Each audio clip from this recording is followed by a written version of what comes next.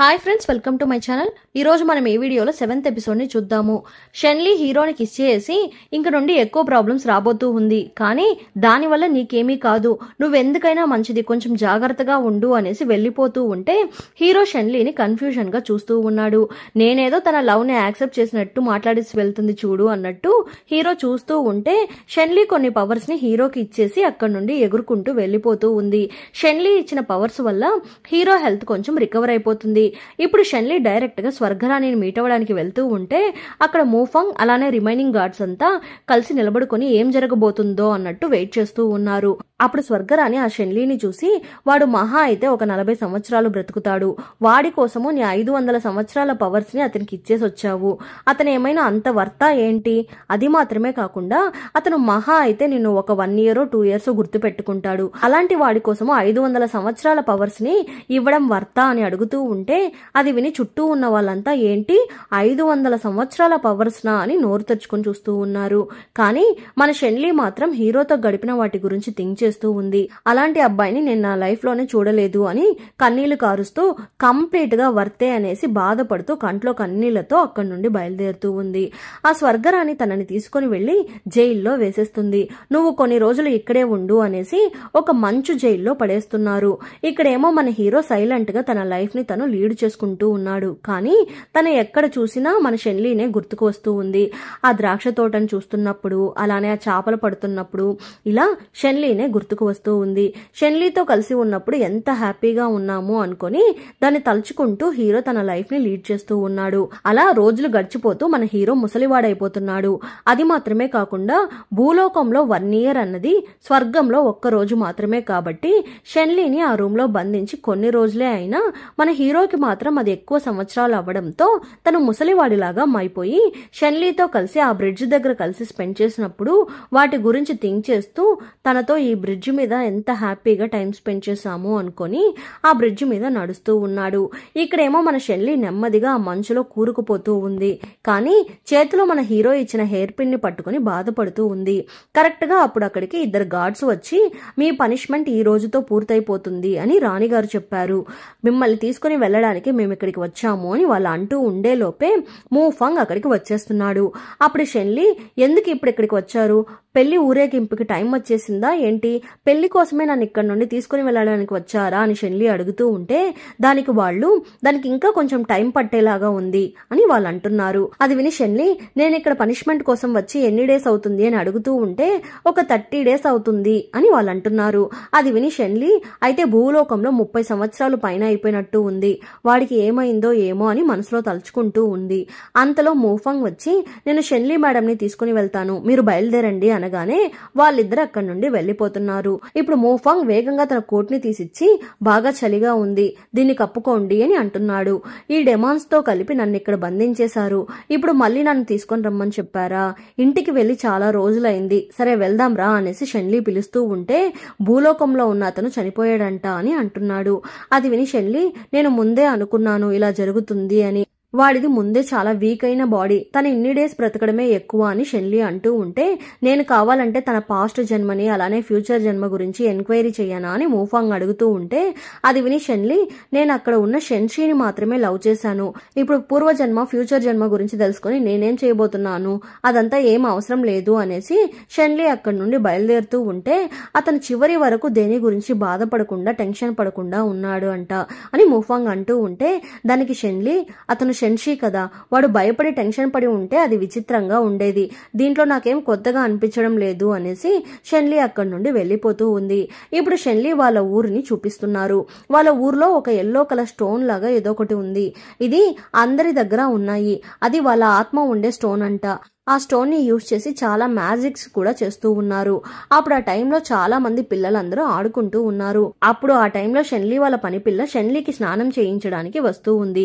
అప్పుడు స్నానం చేస్తూ ఉన్న మన షెన్లీ ఆ పని పిల్లని చూస్తూ ఉంటే, మీకోసం నేను నగలు డ్రెస్సెస్ అన్ని తీసుకుని వచ్చాను అనేసి, మీరు ఇక్కడికి మళ్ళీ తిరిగి వచ్చింది నేను నమ్మలేకపోతున్నాను, ఇదంతా ఒక కలలాగా ఉంది అని ఆ పని పిల్ల అంటూ ఉంటే దానికి షెన్లీ, ఇంకేం చేసేది, సరే నాకు బాగా ఆకలిగా ఉంది, ఫుడ్ ని రెడీ చెయ్యు అని అంటూ ఉంది.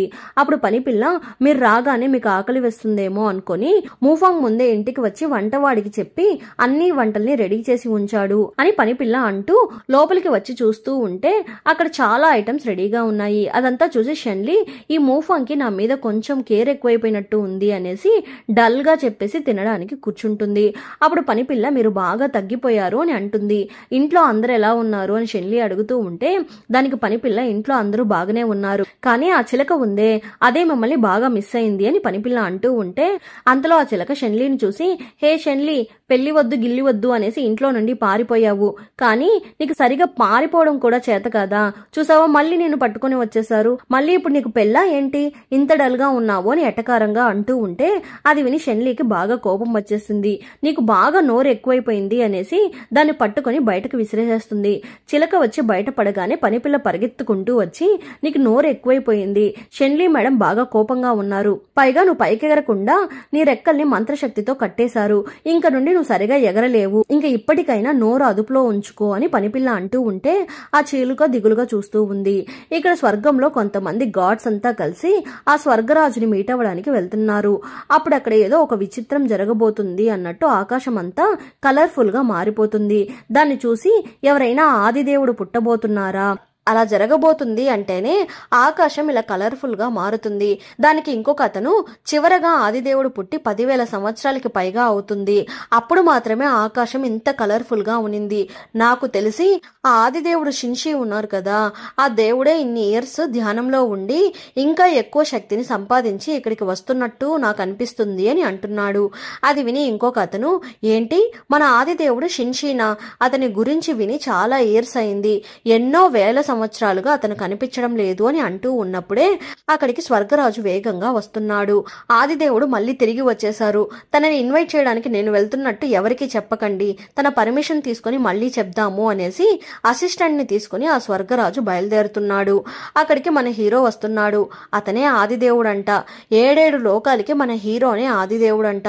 స్వర్గరాజే ఇన్వైట్ చేయడానికి వెళ్ళాడు కదా, దాన్ని చూసి షెన్షి ఏంటి మీకు వర్క్ ఏం లేనట్టు ఉంది, మీరే డైరెక్ట్ గా నన్ను ఇన్వైట్ చేయడానికి వచ్చారు, కొంచెం బాగా పని చేయండి అని షెన్షి అంటూ ఉంటే దానికి ఆ స్వర్గరాజు నన్ను క్షమించండి, మిమ్మల్ని చూసి చాలా ఇయర్స్ అయింది, అందుకని ఆ ఆనందంలో మిమ్మల్ని చూడడానికి పరిగెత్తుకుంటూ వచ్చేసాను అనేసి మీరు బాగున్నారా, మీకు భూలోకంలో అంతా బాగానే జరిగిందా అని అడుగుతూ ఉంటే బాగానా అని షెన్షి ఏదో థింక్ చేస్తూ ఉన్నాడు.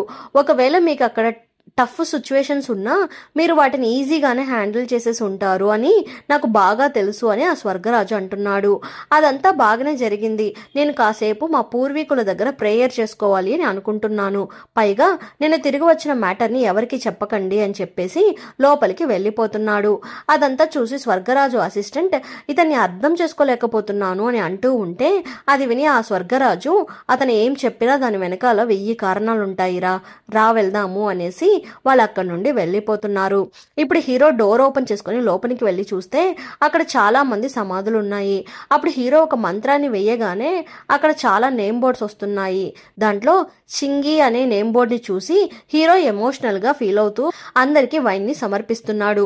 నువ్వు మాత్రమే భూలోకంలో ఉంటున్నావు, నాకు చాలా బోర్ కొట్టి నేను కూడా భూలోకానికి వెళ్ళాను, కానీ ప్రకృతి నా లైఫ్ తో ఆటలాడుకుంది, కానీ నాకు అక్కడ పవర్స్ ఏమీ లేదు, కానీ నాకు మెమరీస్ అన్ని బాగానే గుర్తున్నాయి, కానీ నేను చాలా కష్టాలని అనుభవించాను. అప్పుడు ఆ టైంలో ఒక అమ్మాయిని మీట్ అయ్యాను, ఆ అమ్మాయి చాలా ఇంట్రెస్టింగ్ గా ఉన్న అమ్మాయి, అంతకు మించి నాకు అక్కడ ఇంకేం జరగలేదు అనేసి షెన్లీ గురించి చెప్తూ ఉన్నాడు.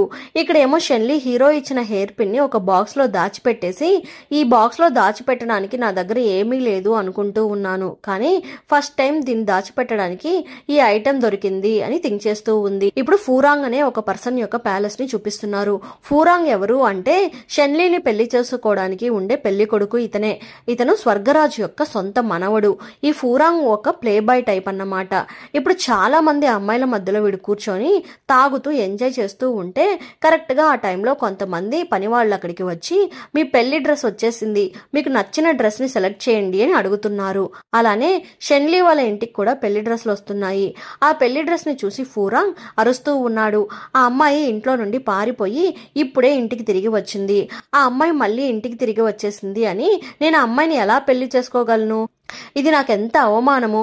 అదీ కాకుండా ఆ అమ్మాయి ఒక వార్ గార్డ్, తనకి ఫైటింగ్ అంతా బాగా వచ్చు. తను నన్ను ఏమైనా చేసేస్తే నేనేం చేయగలను అని భయపడిపోయి అరుస్తూ ఉన్నాడు. ఇక్కడేమో షెన్లీతో అందరూ ఆ అబ్బాయికి కూడా మిమ్మల్ని పెళ్లి చేసుకోవడంలో కొంచెం కూడా ఇష్టం లేదంట అంటూ ఉంటే అది విని షెన్లీ, అమ్మయ్య నాకు మాత్రమే ఈ పెళ్లిలో ఇష్టం లేదు అని అనుకున్నాను, పర్లేదు ఆ అబ్బాయికి కూడా ఇష్టం లేదా అని షెన్లీ హ్యాపీగా ఫీల్ అవుతూ ఉంది. ఇక్కడేమో ఫూరాంగ్ వేగంగా వస్తూ ఉన్నప్పుడు కిందకి జారి పడిపోతూ స్వర్గరాజు కాళ్ళను పట్టుకొని తాతయ్య అని అంటూ ఉంటే ఆదిదేవుడు అని స్వర్గరాజు అంటున్నాడు.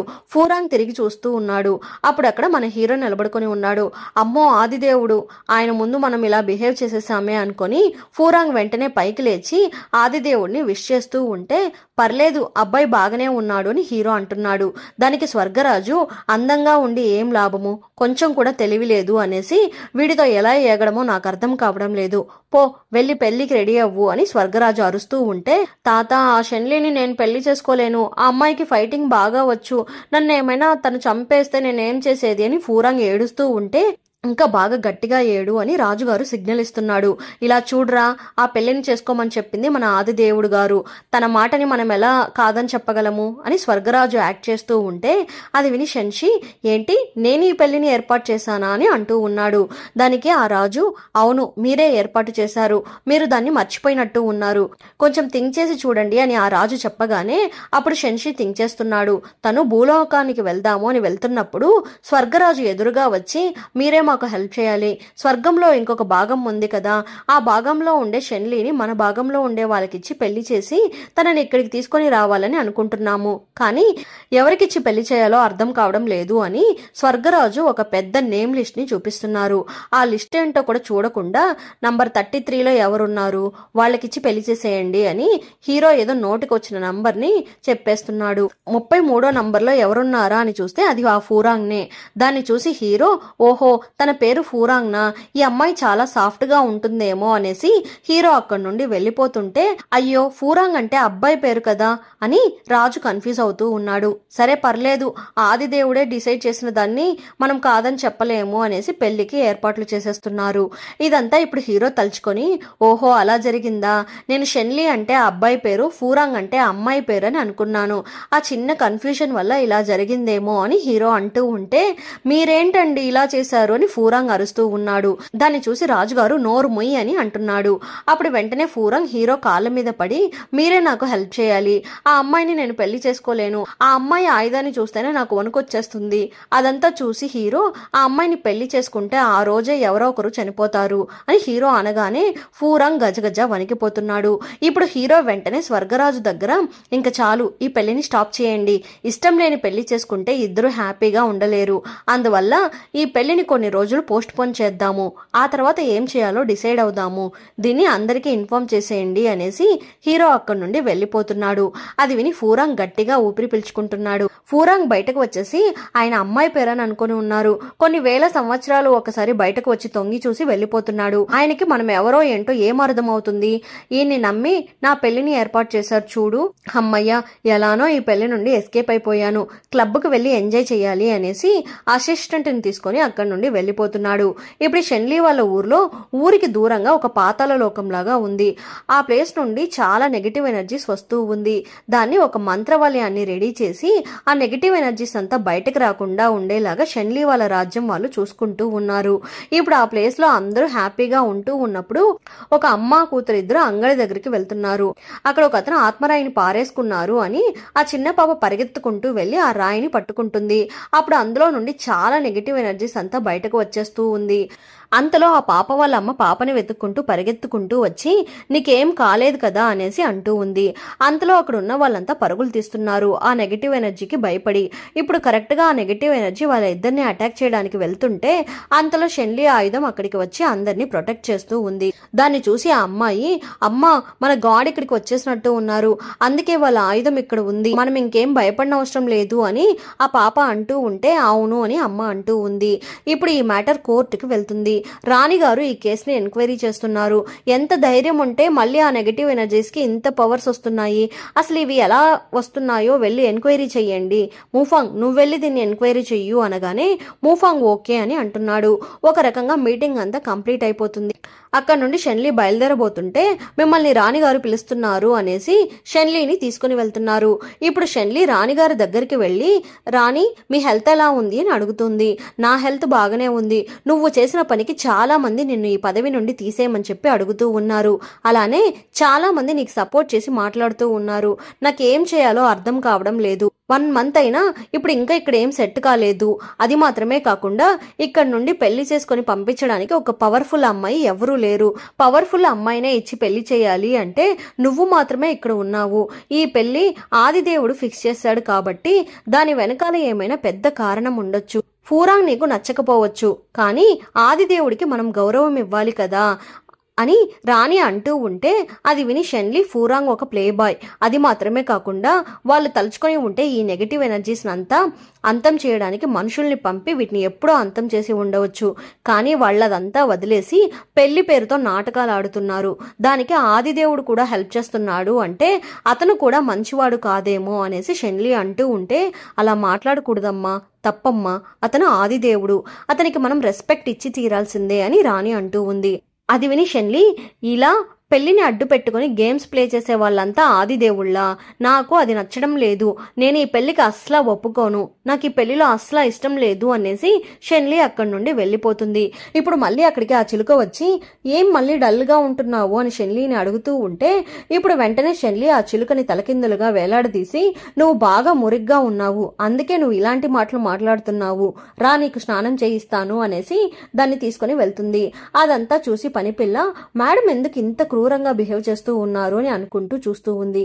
అంతలో ఎపిసోడ్ ఎండ్ అయిపోయింది. మళ్ళీ నెక్స్ట్ ఎపిసోడ్ లో కలుద్దాం. ఈ డ్రామా ఎలా ఉందో తప్పకుండా కమెంట్ చేయండి. అలానే చాలా మంది నా ఛానల్ ని సబ్స్క్రైబ్ చేయకుండా చూస్తున్నారు, ప్లీజ్ సబ్స్క్రైబ్ చేయండి. Thanks for watching.